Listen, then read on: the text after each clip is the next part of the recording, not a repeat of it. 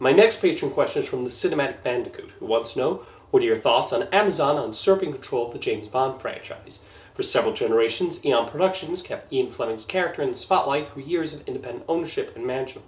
But following massive creative differences with Jeff Bezos and the polarizing response to Rings of Power, many concerned about the franchise's future despite the announced joint effort. Several YouTube videos have already labeled the video game 007 First Light as woke simply because M and Moneypenny aren't Caucasian, even though Naomi Harris's version of the latter remains a fan favorite. Amazon has stated that Bond will remain male and British, with director Denis Villeneuve helming the next film. But how do you think they'll handle this property in the streaming age when content is disposable if it does not reach a large audience? Looking back on No Time to Die, was the ending an intentional send-off from the Broccoli family? Like many people, I'm curious how James Bond will be handled in the future. After all, it's fascinating to think he's been mostly controlled by one family ever since he first jumped to the big screen in 1962. And even through the ups and downs of the franchise, they've managed to keep him relevant all this time. And whenever one Bond actor retires from the role, there's often speculation and guessing about who will be next. So when it was first announced that Amazon MGM would take full control of Bond, that definitely made me raise an eyebrow and curious how he'll be taken care of. Now, there were reactions that I thought were overdramatic and saying there would never be a good James Bond movie ever again. I mean, even the Broccoli family made some mistakes here and there. Die Another Day, anyone? Albert Broccoli also turned down Steven Spielberg twice, but Spielberg went on to direct the Indiana Jones movies instead, so we at least gained something from that. However, they also made a lot of daring choices that paid off, like casting Daniel Craig as Bond.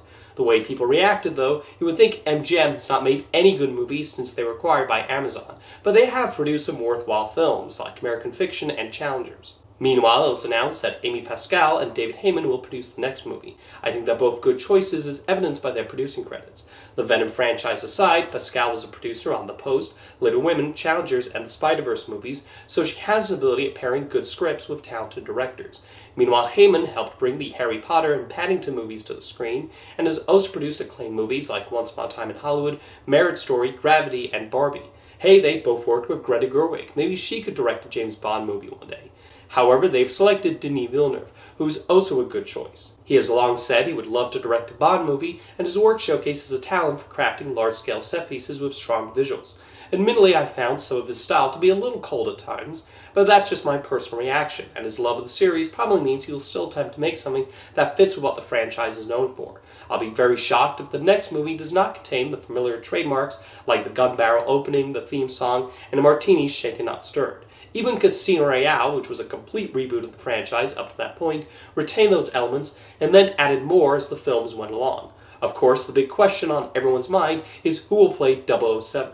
It was recently revealed who was on the shortlist, which suggests they're looking for a younger actor, although Tom Holland is not quite who I'd picture in the role. Even though he's currently 29 years old, he still looks a little youngish to me.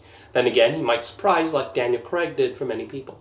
Someone who I think would be a really good James Bond is Jonathan Bailey. He's got the right amount of charisma for the role, as shown in Wicked, and his background in dance makes him well suited for the action requirements of the role. And need I remind you, at the time Sean Connery was cast, he was mostly known for Disney's Darby O'Gill and the Little People.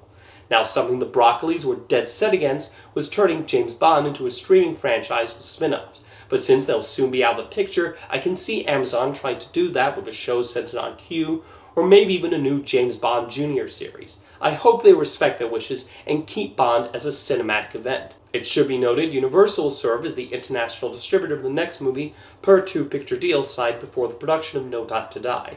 After that, MGM will take full worldwide distribution on the films. But No Time to Die will indeed feel like the end of an era for James Bond. I don't think the Broccolis intended that to be their swan song, as they were still busy working on getting the next film off the ground and trying to decide the next step. So this announcement came as a big shock. Personally, I remain optimistic for the future of the series and hope the people in charge are careful with how they handle it.